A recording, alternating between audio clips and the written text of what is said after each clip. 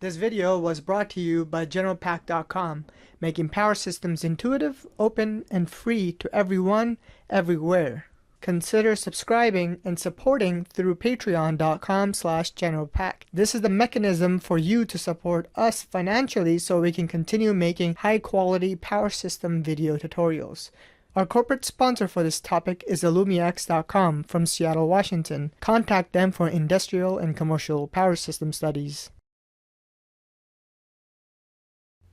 Types of protector relays and design requirements, Part 1A, Introduction to Relays. This is the first part of the series of types of relays. This video series will focus on the most common power system protective element, which is relays, that are used in electrical power systems. In this part, we will introduce you to the design and working mechanism of a relay based on protection systems. Now, what is a relay?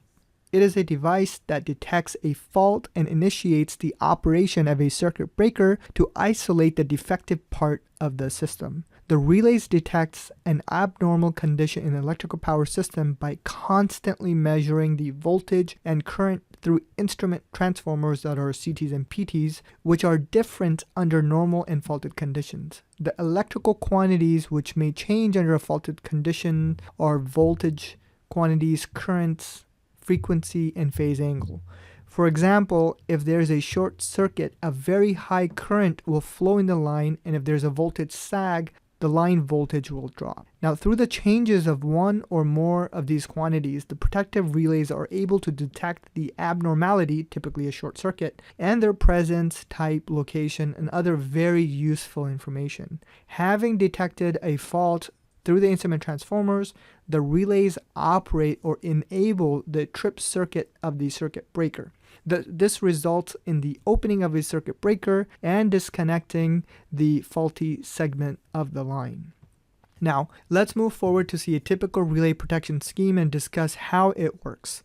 This diagram shows a three-phase system with a single line for simplicity, and we can divide this protection scheme into three parts. The first part is a primary winding of the current transformer, or a CT, which measures the line current. The second part consists of a secondary coil of the CT and the relay operating coil. The third part is the tripping circuit, which may either be AC or DC, and it consists of a source of supply, the trip coil of the circuit breaker, and the relay stationary contacts. Now, it may be noted here that a tripping coil of the circuit breaker is solely responsible for tripping the circuit breaker. Now, if the trip coil of the breaker fails, then tripping is no longer able to take place. This is the reason why two trip coils are normally provided in a circuit breaker. The relay is connected to the CT. A typical CT is basically a hollow core through which the wire, whose current is to be measured, is passed. The wire is known as the primary winding of the CT. When this current carrying wire is passed through a hollow core, a magnetic flux is produced in it. The hollow core of the CT is wrapped around with a winding that is known as the secondary winding or secondary coil of the CT. When the flux is produced in this coil, it interacts with the secondary winding as per Faraday's law, and the current is produced in the secondary winding. The secondary winding is connected with an ammeter through which the current is measured. When a fault occurs at point F of the transmission line, the current flowing increases to very high values.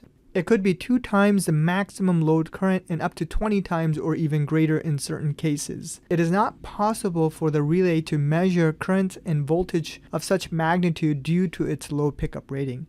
That is why the relay is connected to CTs or PTs and senses the input quantity before sending a tripping signal to the circuit breaker. This results in a heavy current flow through the relay coil, causing the relay to operate by closing its contacts. And this in turn operates the trip circuit of the circuit breaker, causing it to open and isolate the faulty section of the power line from the rest of the system.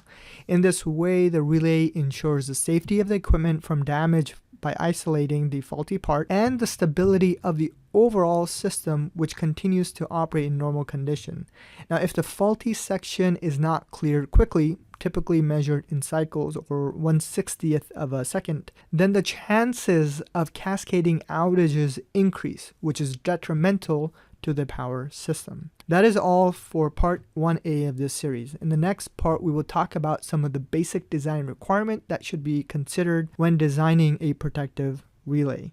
Now, we hope that you have a continued interest in this topic and in this series as either a student or a professional, and we hope that you find this content useful and enlightening. Please consider subscribing to generalpack.com or becoming a patron at patreon.com/generalpack. generalpack.com, making power systems intuitive, open, and free to everyone, everywhere. Thank you.